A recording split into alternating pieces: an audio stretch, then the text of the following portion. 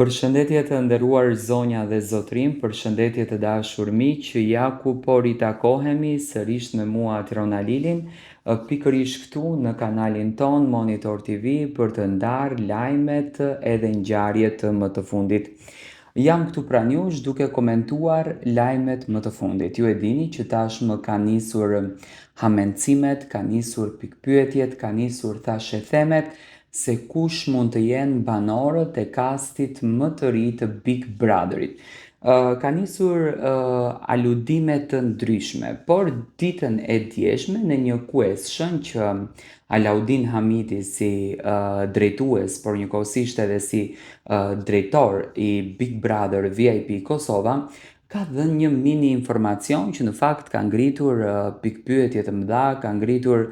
thashe theme, ka patur që ka patur publik që e ka mbështetur këtë nismë, por ka patur publik që nuk e ka mbështetur këtë nismë. Dhe pikërisht flitet për banorin e parë i cili do të jetë pjesë e kastit të Big Brother VIP Kosova. Bëhet fjalë për një djalë i cili është zhigolo, ato të cilët e din se çfarë do të thotë zhigolo, e kuptojnë, e punon si gjë, zhigolo lidhet me aspektin seksual, lidhet me marrëdhëniet seksuale dhe gjithsesi Big Brother i këtë vit, edhe pse jemi mësuar që në sezonat e kaluara të shohim një transvestit, të shohim një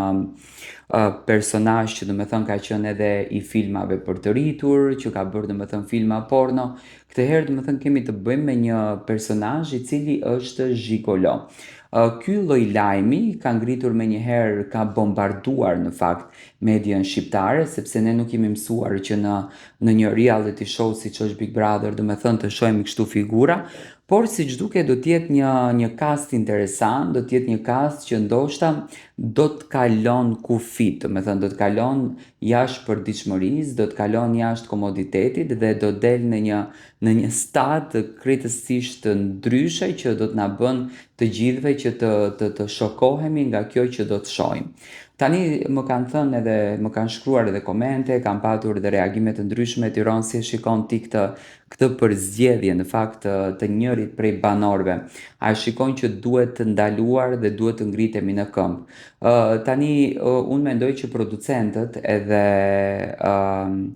vetë